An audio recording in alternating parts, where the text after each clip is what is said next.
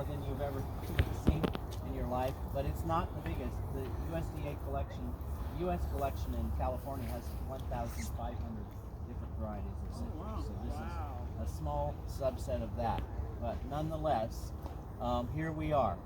So you may look, smell, but please don't touch until after the show. Then we'll begin to cut some of these, but we have to keep it going until the show is done. If you want to eat some of these, some of them are over there. Okay, free samples. Anyway, all right. So we'll start and we'll talk about tangerines or mandarins. Everybody likes easy to peel seedless fruit, and one of the ones that you get sometimes is this tango. Okay, that's one that's easy to peel and seedless.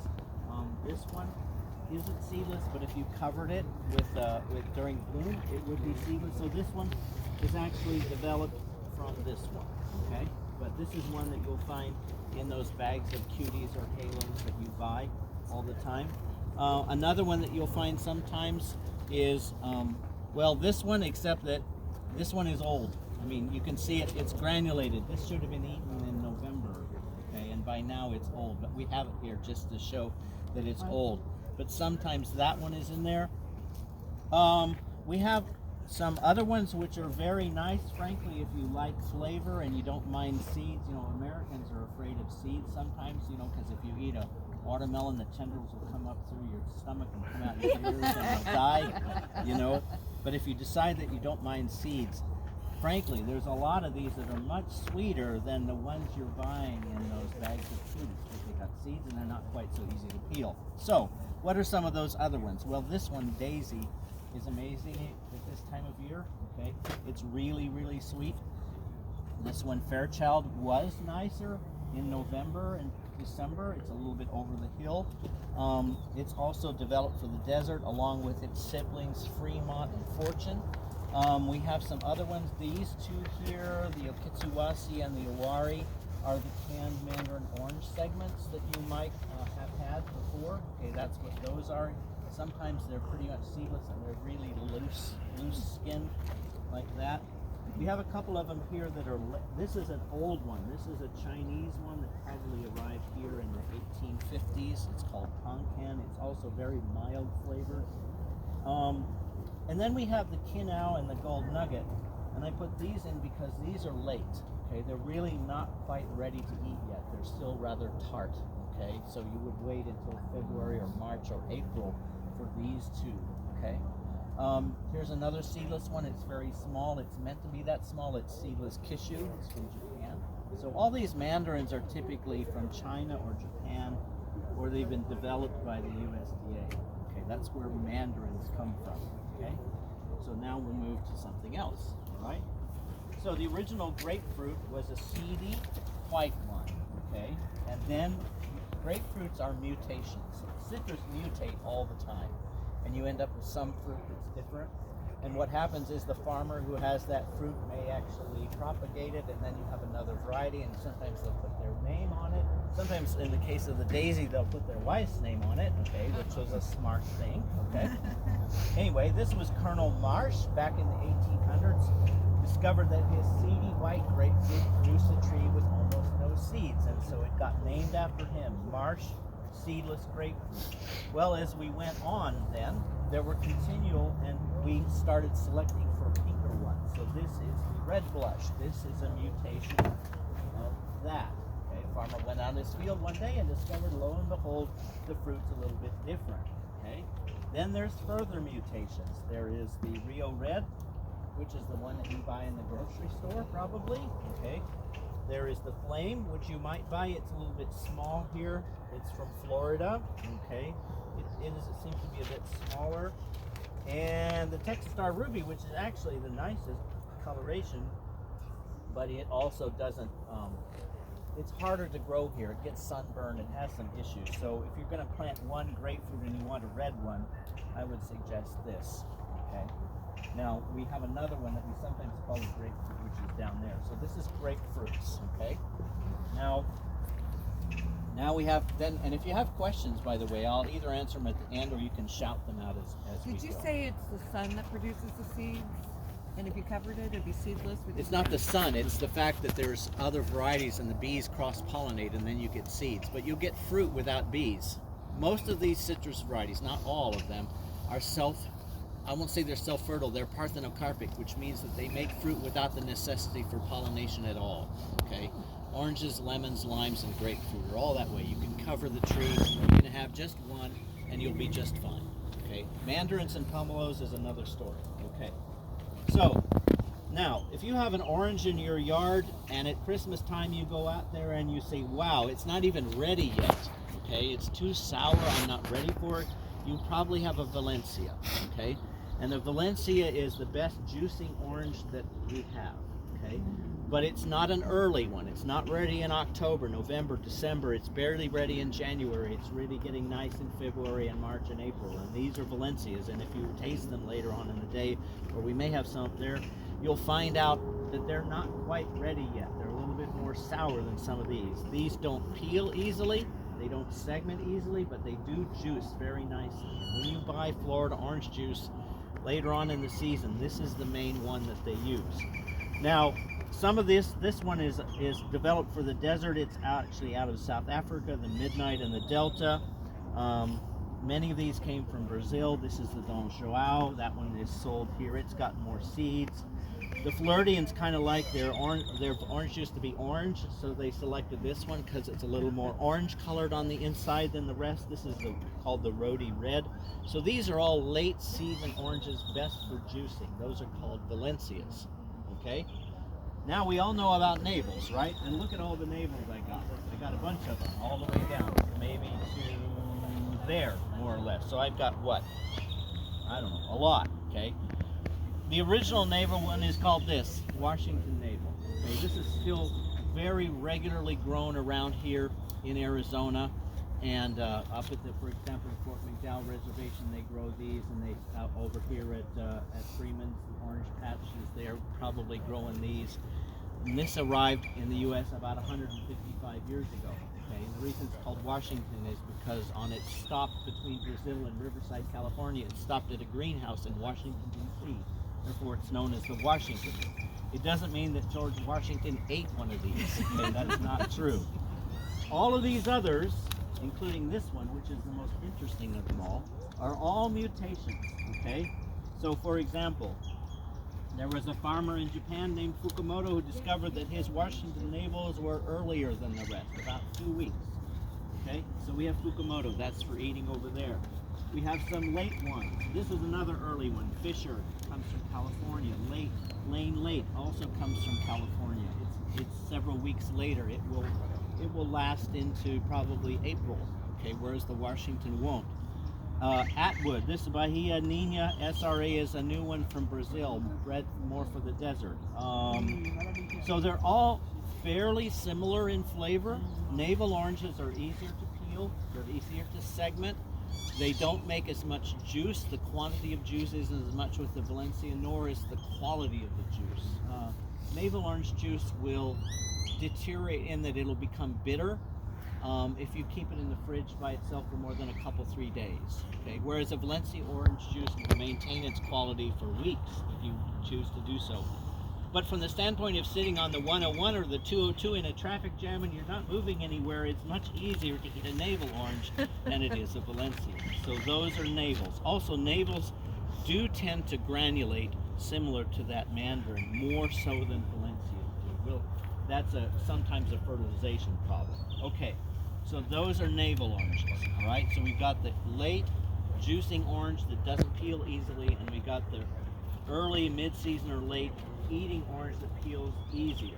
Now we have sweet orange, and we have several sweet oranges right here, and they're not a hybrid, but they are, whereas those Valencias are late, these are early or mid-season, okay? They peel fairly easily, not as easily as a navel. They make a nicer quality juice than the navel, okay? And some of them have seeds and others of them don't, okay? So one of the earliest ones is the Mars. Doesn't color up very well. The Hamlin is one, also is early. It's not quite as flavored, but if you want an orange in late October, this is one of the ones that you want to get. Some of the other ones here are grown by the nurseryman here, and he feels as though they're good quality, and they are. I happen to have one of these Trovitas in my yard. It's a very nice sweet orange. I juice it. It's ready right now. This Diller one is named after a farmer named Diller, okay, who happened to live around here. And by the way, there's another one called Chet Howell. We have Chet Howell, Naval? Yeah. Chet Howell is named after Chet Howell, who lived here in Mesa. So we have some varieties that are local here. Ben, what is the latest of the sweet oranges? The latest of the sweet oranges. I would say probably, well, the Trovita in my yard lasts through February. Maybe the Ratuma Island might be sweet. I haven't grown all of them, so I'm not 100% certain. The Diller probably. Yeah. So sweet oranges are not Valencias. They peel easier than Valencias. They make a nice juice similar to Valencia. They're not as easy to eat fresh as a navel, but they're not as difficult as a Valencia. So those are sweet oranges. Sometimes these are called Arizona sweets, okay? That's kind of a catch-all term for all of these, okay? They're neither Valencia nor are they navels. Then we have blood oranges, okay? And blood oranges turn color in response to cold weather. And the warmer you are, the less color you get. So we brought this one down from Yuma, okay? We don't have as much cold weather in Yuma, so this one's not as well colored yet. I would wait until February. It'll be better colored. This one, okay, is a little bit better, okay? This pigment is anthocyanin. It's the same pigment you find in blueberries and blackberries and that kind of thing. And these all have a very distinctive flavor, and some of them get very nice and colored, and others don't, depending on how much cold you have. So you wait longer. February is better than January. Living in Santa Barbara is better than living in Phoenix. You know, living in Phoenix is better than living in Yuma from the standpoint of coloration. So the more cold weather you get, the better color you're going to have. So, you know, this is a point in time. But if we did this in February, well, if we did in February, a lot of these other varieties would be over the hill. But some of these blood oranges would be better. Okay, so this probably the best flavor, not necessarily the best color, but the best flavor is Turaco. It's a nice melting flesh. It melts in your mouth kind of flavor. And actually, when you go to the grocery store and you buy blood oranges, and they're much better colored than this, it's the Moro. Okay, because they grow them in California where there's more cold. Okay. So is it just the color, or is it the flavor that's the flavor changes some too. As the anthocyanins come up, you get more of a raspberry type flavor to them. And by the way, I should also mention that this one here doesn't take cold to color up. This is lycopene. It's the same as you get in tomatoes and watermelon. Okay, but this is anthocyanin. So, all right. Pomelos. So pomelos are the ancestors of grapefruit. 500 years ago, somebody found a pomelo crossed with a sweet orange in Barbados, and they called it a grapefruit. Okay, these are the ancestors. All right. As you can see, some of them are pink, some of them are white. Okay. So, and they're all generally speaking pretty large. And if you wanted to see some larger ones, you go to the Lily's International Market here in town, and you can see those Vietnamese ones that are like that. Okay. Well, you say, why would anybody want to eat one of those? It doesn't look easy, and it's not, you know. But what it does is you don't get the bitterness of the grapefruit. Okay, the flavor is totally different. And of course, if you're from Southeast Asia or you're familiar with it, sometimes these are selected as good luck for your house. Okay, I happen to love this one, the Sarawak. We'll probably cut it later on. It's nice. The Siamese sweet also is very nice. This one, what is this one? I can't even see. Oh, the Valentine is a hybrid of a blood orange and a Siamese sweet pomelo. I did bring this one from Riverside because here it wouldn't be colored up quite as well yet. But nonetheless, these are the ancestors of grapefruit. Okay, so those are pomelos. Right, quick question. Is there any concern with the pomelos with the Yes. cholesterol medicine Yes, business? same thing Okay. as grapefruit. Okay. Yeah. Okay, so now, yeah, so when you cross a grapefruit with a tangerine, you get a tangelo, okay? And everybody probably knows this one, the Mineola tangelo. It's the pear-shaped one, okay? Its sister is the Orlando. Same parents, different result, okay? Just like you and your brother are not the same. Thank God. Okay? So these are all different. They're all man-made. Okay, by the USDA back in the 30s, 40s, and 50s. And this one actually, to me, is a very interesting piece of fruit. It's very, very mild and very sweet. Almost no tartness to it at all. But these are all hybrids of tangerines and grapefruit. And you can eat these if you can't eat grapefruit, because the grapefruit is the pollen parent, not the mother. So if you have, I would say that if you have room for just one tree in your yard, you should have this. And if you go buy a cup of juice, it's the Orlando, okay, which is to me much richer than the regular orange juice that you get. And this one also, allspice. It has a spicy flavor to it. It's really quite unusual. So hybrids of tangerines and grapefruit. Now we have a few other grapefruit hybrids here. These are hybrids of pomelos and grapefruit. Okay, so these two. So nowadays, when you go to the store and you buy what's called a white grapefruit, it looks like this, and it doesn't look like that.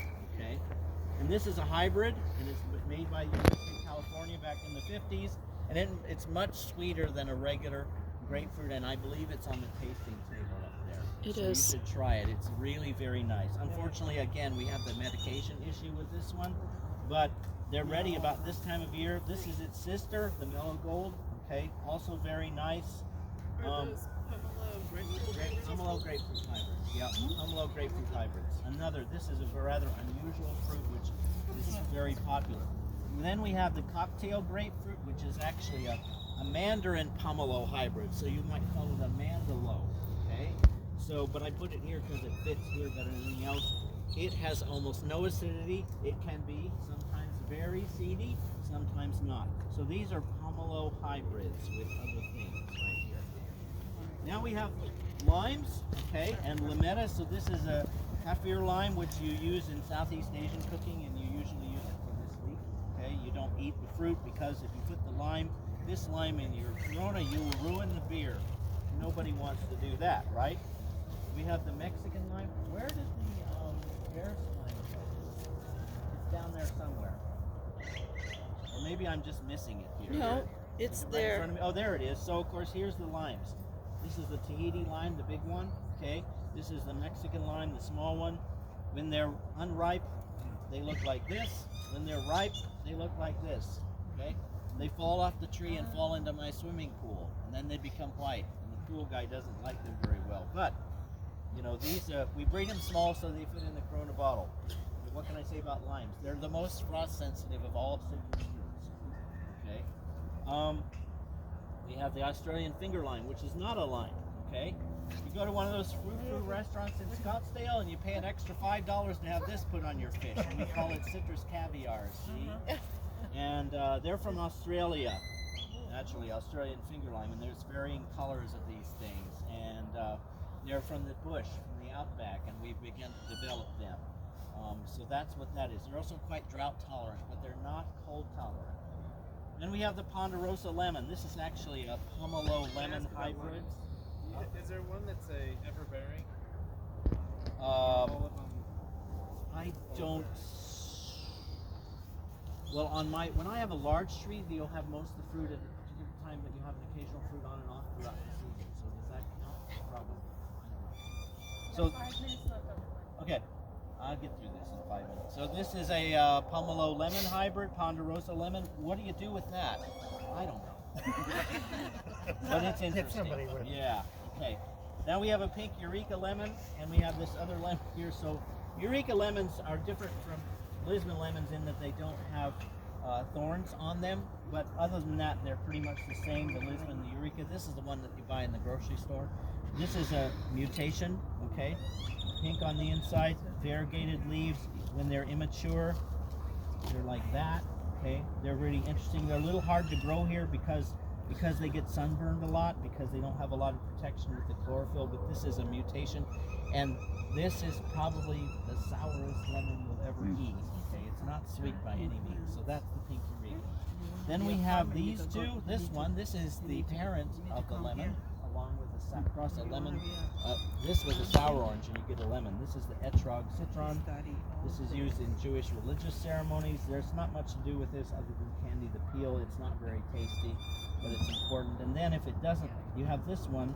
So normally citrus, all the segments, they kind of grow in like this, right? This one's they grow out. So this is Buddha's hand, okay? Because not that Buddha had 27 fingers like this, but you know, Buddha. If you see pictures of Buddha, his fingers are doing all kinds of things. So that's what this is. Buddha's hand. What do you do with that? It's a good luck charm for your house. Or you can candy these fingers. Candied citrus peel. It's good.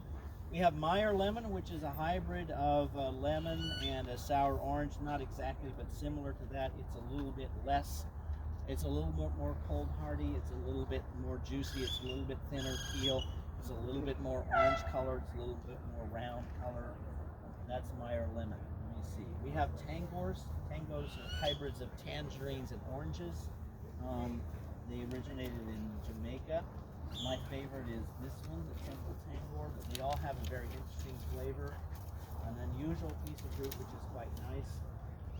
The Villafranca we should probably eventually move over here next to the other ones. It's another, just a lemon, and we had another lemon somewhere. Oh, the Sunburst lemon is here because of its irrigation. Then we have quats. We have kumquats, which are cold hardy pieces of fruit. Cross a kumquat with a lime, you get a lime quat. You cross, there's two of them right there. You cross a kumquat with a mandarin, you get a mandarin quat.